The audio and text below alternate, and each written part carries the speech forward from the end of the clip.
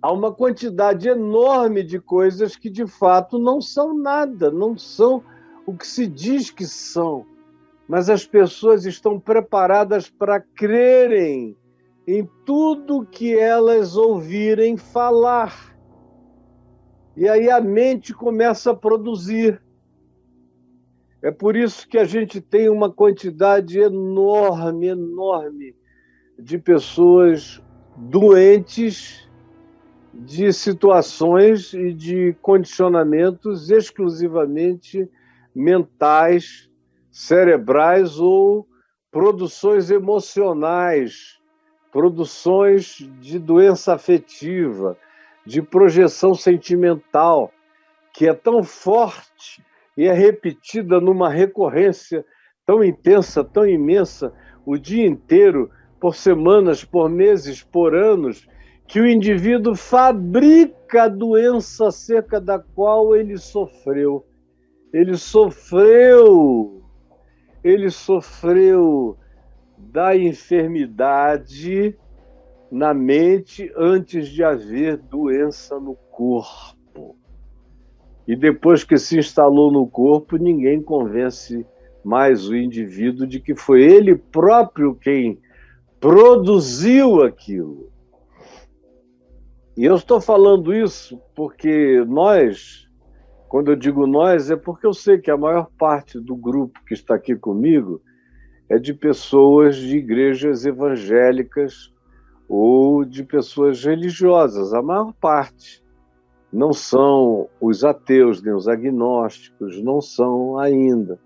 São religiosos, que por uma razão ou outra vêm aqui checar, me ouvir, saber o que eu penso, o que eu estou dizendo, e ver se alguma coisa faz sentido. Tem muita gente que vem aqui só para checar. E o fato é que a grande maioria dessas pessoas são algumas das mais hipnotizáveis que existem. Algumas das pessoas mais hipnotizáveis que eu conheço na Terra são aquelas que frequentam as igrejas. Elas estão predispostas a tudo, tudo. Elas ouvem uma profecia falsa, mentirosa, enganosa, mas são pessoas tão impressionáveis que elas ficam falando aquilo para elas próprias, repetindo aquilo a profetisa disse, o profeta falou, vai acontecer, será que é agora? Será que é hoje? Quando será? Será que isso que eu acabei de ver já é um sinal de que está vindo por aí? Aí a pessoa começa a sentir tremores, arrepios, medos, tonturas, sensações de desmaio. Tudo começa a acontecer. Ela se agarra nos umbrais da porta, vai pegando nos móveis para não cair desmaiada antes de chegar na cama, por causa desse tipo de condicionamento que o Braulio vai repetir a imagem aí outra vez. Não é o seu braço. E não adianta explicar que não é o seu braço, que o seu está protegido, conectado ao corpo. É só uma ilusão de braço vestida conforme o seu outro braço esquerdo. Mas ainda assim, sabendo de tudo, o condicionamento mental é tão grande que, por mais esclarecido que você esteja, o esclarecimento não vence o condicionamento, a resposta do atavismo que se criou apenas na mente, é apenas uma produção mental, mas tem o poder de te fazer sentir dor, tem o poder de não deixar você se levantar, se erguer, sair para trabalhar, tem o poder de levar você a uma consulta médica e o médico constatar que você tem um problema real, porque não era nada. Mas você ficou tão impressionada, tão impressionado, tão amedrontado, que você fez isso se tornar concreto, real, operável até em você, algo que no início não existia, que foi sendo produzido e fabricado pela sua interiorização panicada daquilo que você imaginou que pode lhe fazer mal à vida, à saúde ou até lhe matar. E aí, meu Deus, a vida fica algo impossível, porque quando você está lidando com o que não existe, é uma covardia que não tem tamanho. A mesma coisa que acontece, por exemplo, com endemoninhados. As pessoas vão nessas igrejas que só falam em demônios, demônios, demônios, demônios, então, e vão condicionando. Quem não aceitou Jesus, o demônio pode pegar. Quem não é batizado, o demônio pode alcançar. Quem parou de dar o dízimo, o demônio quer oprimir.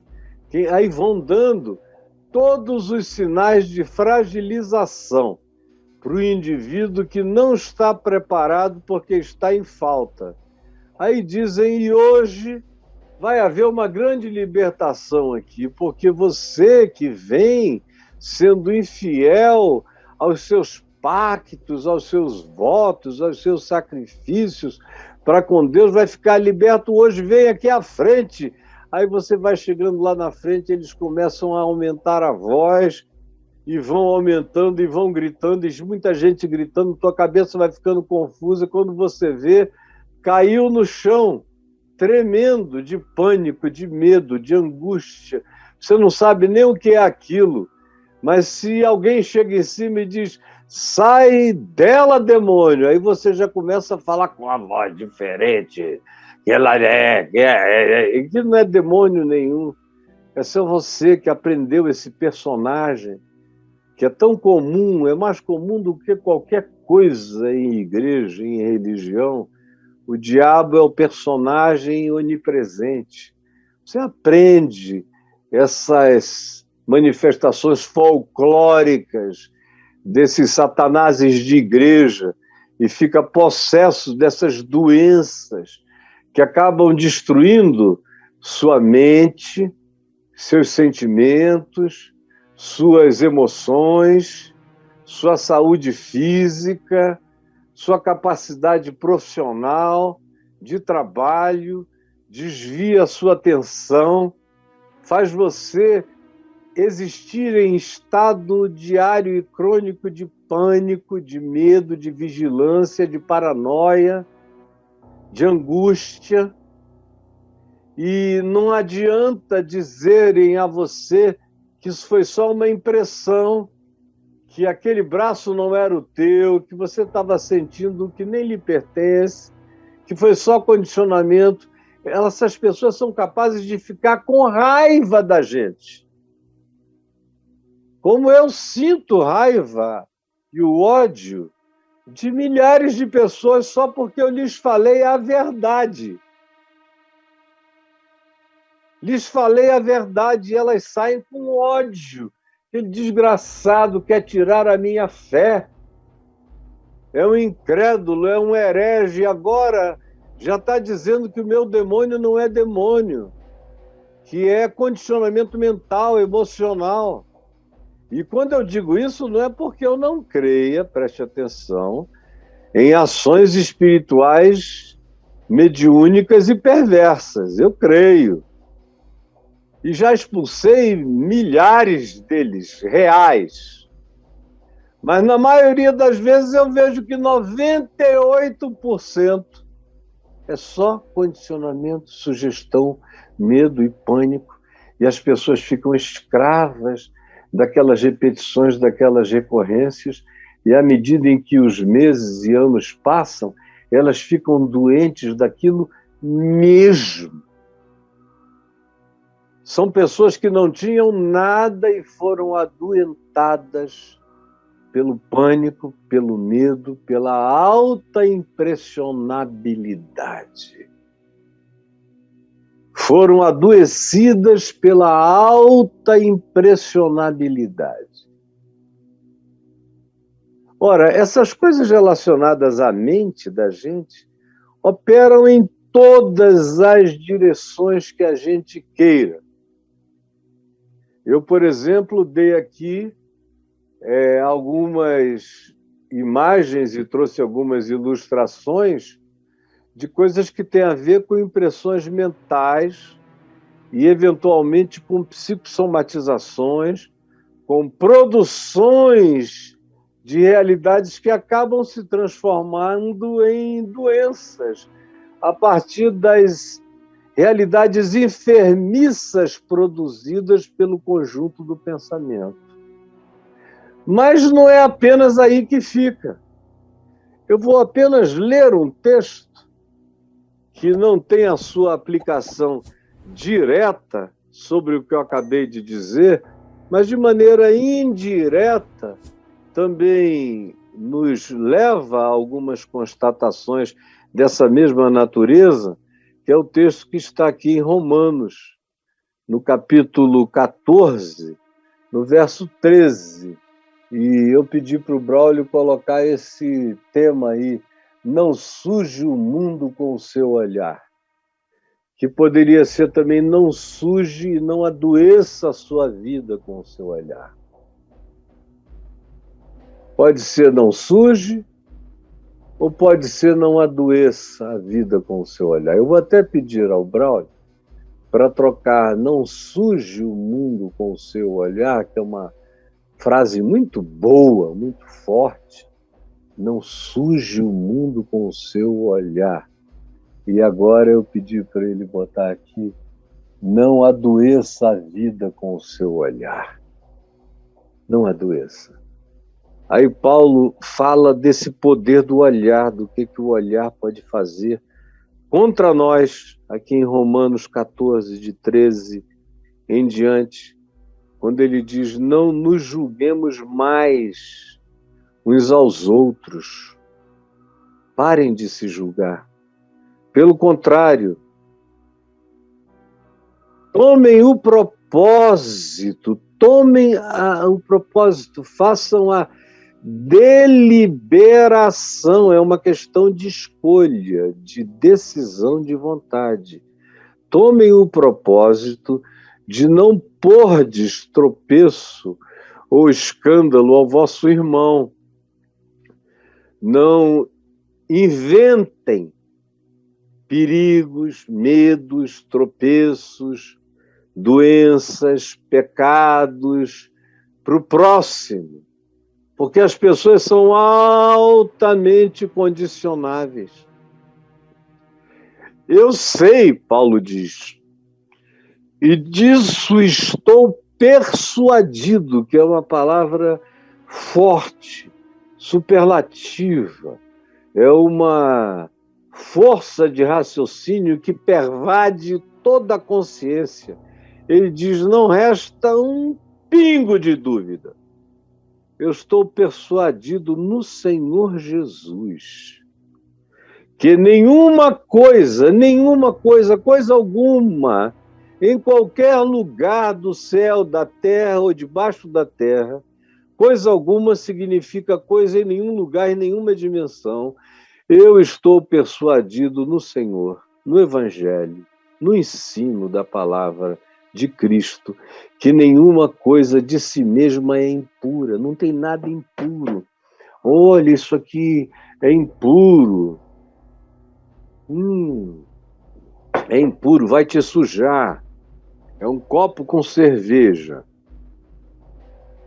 É um, sei lá o que você quiser botar aí dentro. Vai te sujar, vai te purificar, vai tirar a tua espiritualidade.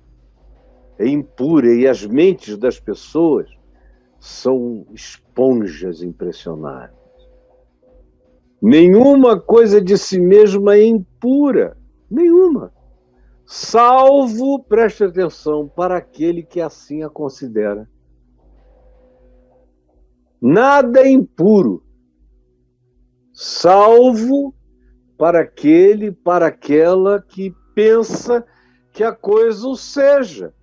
É a mente que produz o que você chama de impureza, é o seu olhar, é o seu sujar o mundo, é o seu adoecer a vida com o seu olhar pervertido, lascivo, corrupto, maldoso, maligno, ganancioso. É a projeção do seu olhar que pinta o mundo como o mundo é.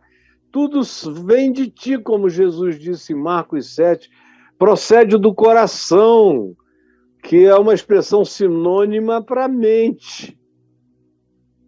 Se por causa de qualquer coisa, comida, bebida, qualquer coisa, você entristece alguém que é fraquinho na mente, que é altamente impressionável, não faça isso só porque você é mais maduro e já diz, eu passei dessa, já sei que não é nada disso. Esses aí são criancinhas, novinhas na fé, que ainda não entenderam a nossa liberdade, a nossa maturidade em Cristo. Aí você começa a agir sozinho, considerando exclusivamente a sua pseudo-maturidade, enquanto você vai chocando gente que não teve tempo de aprender nada, para quem as suas ações estão gerando mudança de mente, de cognitividade, de interpretação, de introjeção ruim para o próprio coração. Ao contrário, tu deves buscar andar segundo o amor fraternal. O cara ainda é novinho, não entendeu, não compreendeu, não tem ainda condição, anda no passo dele.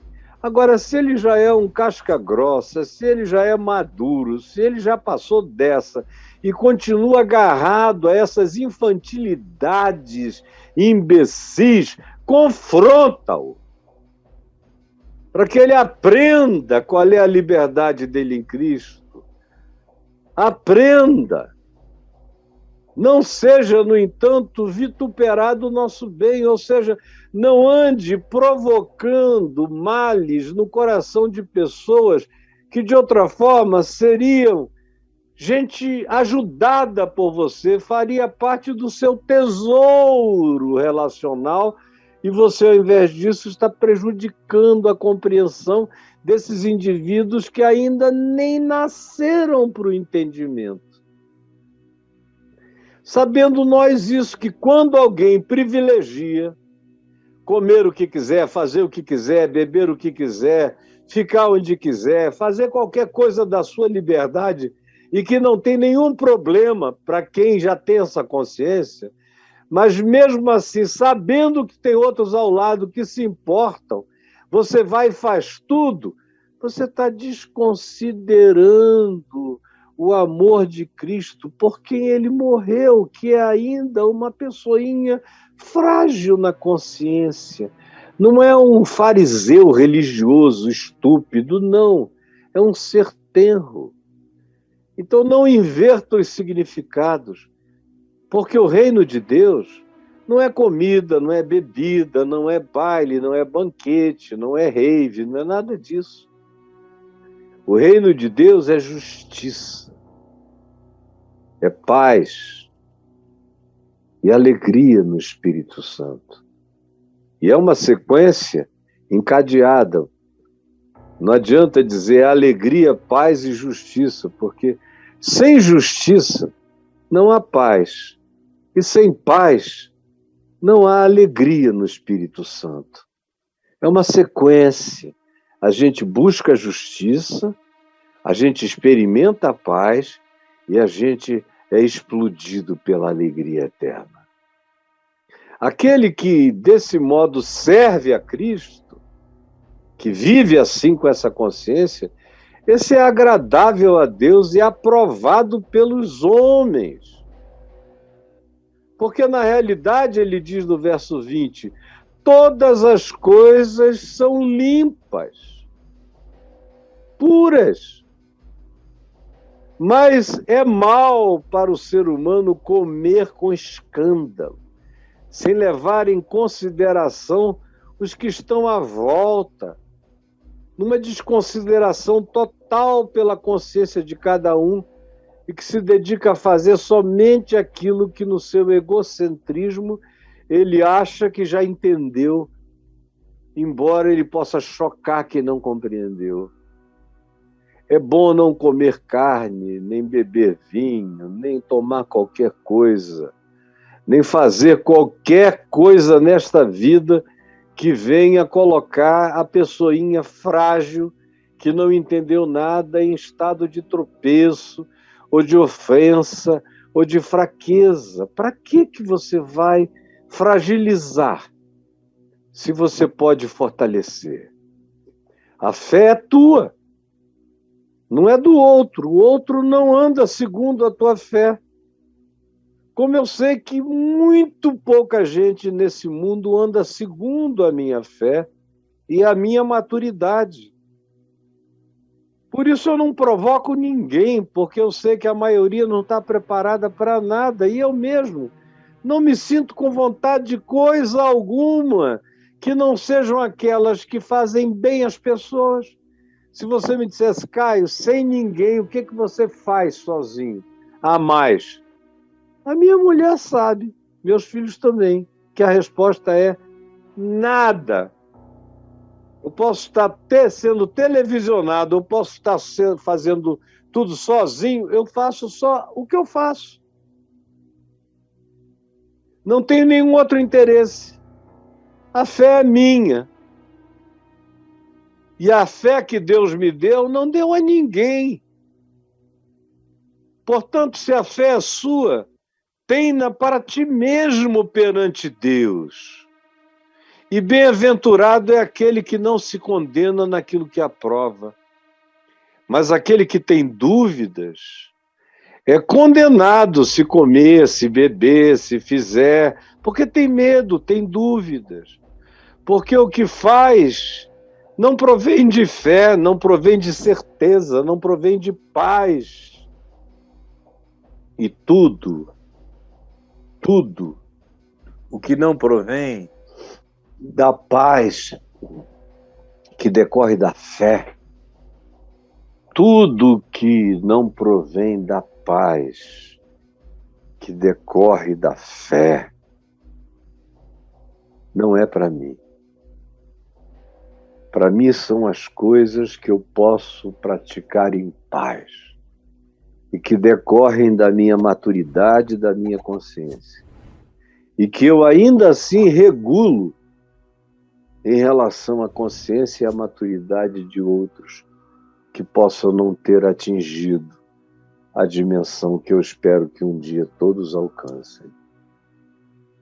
No entanto, seja na primeira parte do que eu falei, ou seja na leitura desse texto e no que eu concluí, em todas essas coisas há uma ideia central. É o que a nossa impressão mental pode fazer. Pode nos adoecer, tanto quanto ela pode sujar o mundo inteiro para nós. A gente pode desenvolver um olhar que apodrece a vida. Você olha com maldade, malícia, com interesses escusos, com suspeitas frequentes, imaginando sempre o mal. Você vai sujando e lameando o mundo inteiro, a terra toda, para você. Porque quem vai ver esse mundo é você. Quem vai ficar doente dele e das projeções sobre ele feitas é você. Portanto, preste atenção no que eu disse, porque o que eu disse a você é palavra de Deus, porque é palavra da vida, é palavra da saúde mental, é palavra da cura espiritual e emocional. Jesus permite que essa palavra singela chegue ao coração de todo aquele que teve prontidão para ouvir, para acolher, para abraçar e para levar a fim de praticar. É o que eu peço que tu faças e que cada um faça por si. E que cada um faça por si e decida por si, em seu próprio favor. É o que eu te peço, em nome de Jesus. Amém e amém.